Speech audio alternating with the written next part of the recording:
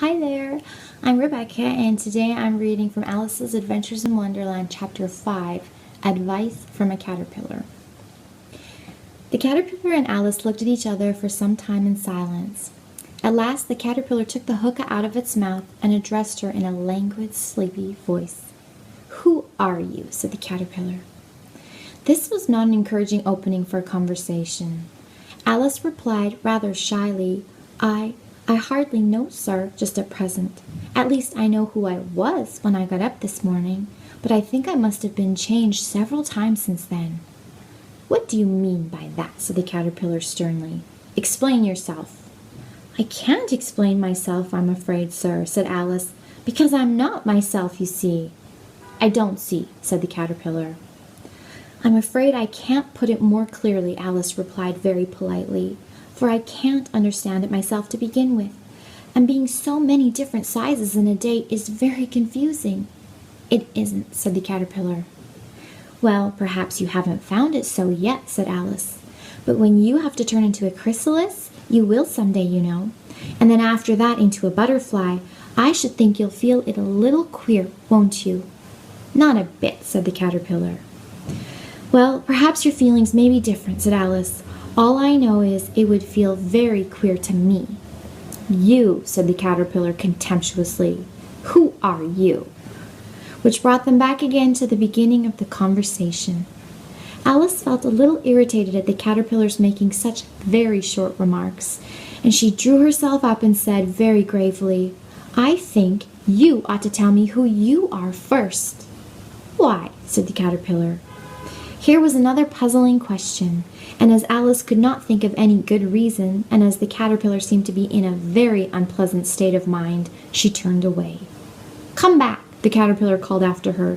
"I've something important to say." This sounded promising, certainly. Alice turned and came back again. "Keep your temper," said the caterpillar. "Is that all?" said Alice, swallowing down her anger as well as she could. "No," said the caterpillar. Alice thought she might as well wait, as she had nothing else to do, and perhaps after all it might tell her something worth hearing.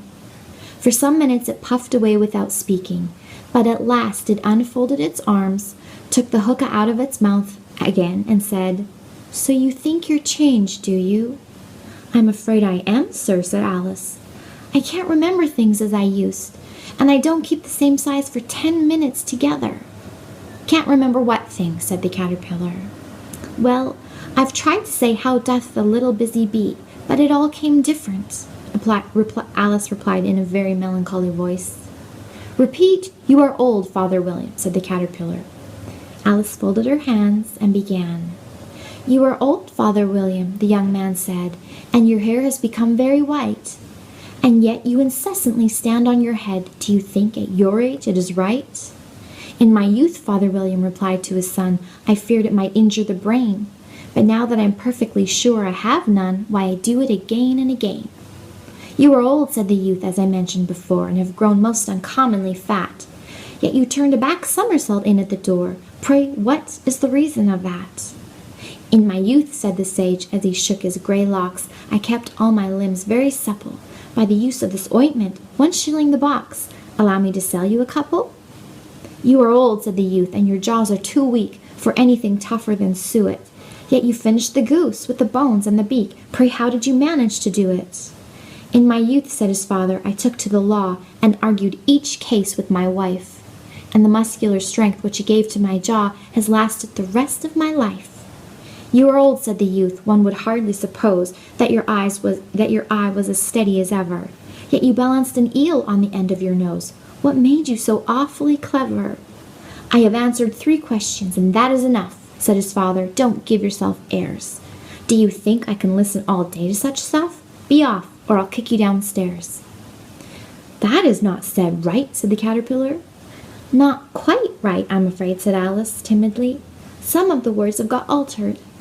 "It is wrong from beginning to end," said the caterpillar decidedly, and there was silence for some minutes. The caterpillar was the first to speak. "What size do you want to be?" it asked. "Oh, I'm not particular as to size," Alice hastily replied. "Only one doesn't like changing so often, you know." "I don't know," said the caterpillar. Alice said nothing. She had never been so much contradicted in her life before, and she felt that she was losing her temper. "Are you content now?" said the caterpillar. "Well, I should like to be a little larger, sir, if you wouldn't mind," said Alice. 3 inches is such a wretched height to be." "It is a very good height indeed," said the caterpillar angrily, rearing itself up as it spoke. It was exactly 3 inches high. "But I'm not used to it," pleaded poor Alice in a piteous tone, and she thought of herself, "I wish the creatures wouldn't be so easily offended." "You'll get used to it in time," said the caterpillar, and put the hookah into its mouth and began smoking again. This time Alice waited patiently until it chose to speak again. In a minute or two, the caterpillar took the hookah out of its mouth and yawned once or twice and shook itself. Then it got down off the mushroom and crawled away in the grass, merely remarking as it went, "One side will make you grow taller, and the other side will make you grow shorter." "One side of what? The other side of what?" thought Alice to herself. "Of the mushroom," said the caterpillar, just as if she had asked it aloud, and in another moment it was out of sight. Alice remained looking thoughtfully at the mushroom for a minute, trying to make out which were the 2 sides of it, and as it was perfectly round, she found this a very difficult question. However, at last she stretched her arms round it as far as they would go and broke off a bit of the edge with each hand. "And now, which is which?" she said to herself, and nibbled a little of the right-hand bit to try the effect. The next moment she felt a violent blow underneath her chin. It had struck her foot. She was a good deal frightened by this very sudden change, but she felt that there was no time to be lost, as she was shrinking rapidly, so she set to work at once to eat some of the other bit. Her chin was pressed so closely against her foot that there was hardly room to open her mouth, but she did it at last, and managed to swallow a morsel of the left-hand bit. "Come, my head's free at last," said Alice in a tone of delight, which changed into alarm in another moment when she found that her shoulders were nowhere to be found.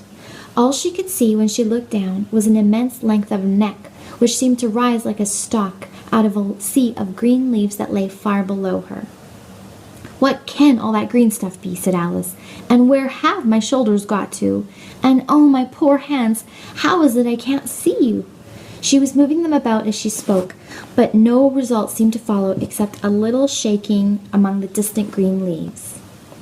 As there seemed to be no chance of getting her hands up to her head, she tried to get her head down to them, and was delighted to find that her neck would bend about easily in any direction, like a serpent.